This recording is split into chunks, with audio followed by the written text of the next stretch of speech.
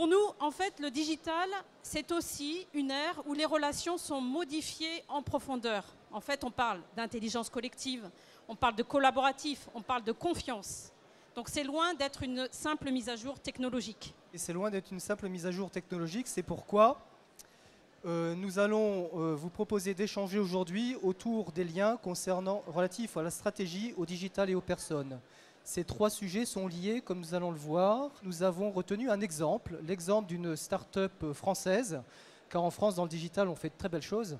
Et cette entreprise, c'est Blablacar. Blablacar a été fondé par Frédéric Mazella.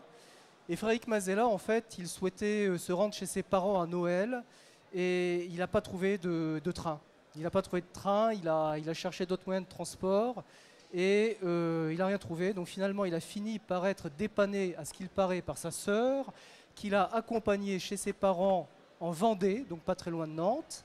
Et là, il a eu un flash, il s'est dit, il faut absolument que je résolve ce problème. Je ne veux plus jamais vivre cette galère. Voilà. Et donc, pour résoudre son problème de train, en fait, il a commencé par s'entourer des bonnes personnes. Ça, c'est le premier point.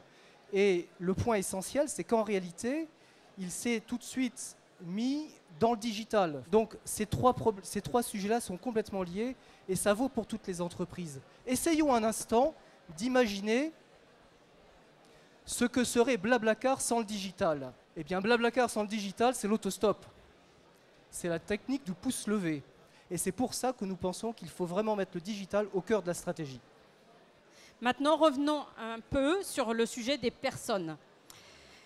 Et revenons sur le problème en fait, du lien entre les problèmes de train et les personnes. En fait, pourquoi la SNCF n'a-t-elle pas créé Blablacar? Pourquoi n'a-t-elle pas innové? C'est une bonne question. En fait, quand on y a réfléchi avec Jean-Christophe, on en a tiré deux enseignements très importants que nous véhiculons. Tout d'abord, à force de penser process, on oublie l'innovation.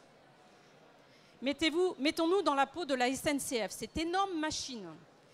La vocation première, c'est d'emmener des trains, de faire circuler des trains tous les jours, sans faille, donc dans un système hyper processé, où les systèmes opérationnels doivent être robustes. Il n'est vraiment pas simple, effectivement, d'introduire de l'expérimentation potentiellement jetable dans cet univers hyper processé. Ça, c'est le premier point, premier enseignement. Le deuxième, c'est que l'innovation ne se réalise que si elle est... l'innovation n'a d'intérêt, que si elle se réalise. Alors, bien sûr, la SNCF a eu des initiatives internes, mais est-ce que le terrain culturel était prêt à prendre en compte ces innovations? En fait, nous pensons que l'ère digitale, c'est aussi amener de la créativité, c'est faire en sorte que les gens s'impliquent, et quand ils s'impliquent, ils collent au terrain, ils vous amènent de l'opérationnel qui vous permet d'avoir une innovation parfaitement adaptée aux besoins du marché. Il faut dans les entreprises du mouvement, de la vie pour créer le futur, pour libérer de l'espace pour l'innovation. C'est bien ça? Oui, c'est bien ça, Jean-Christophe. Je résume et nous résumons. Donc premier point, lien extrêmement fort entre stratégie digitale et personnes.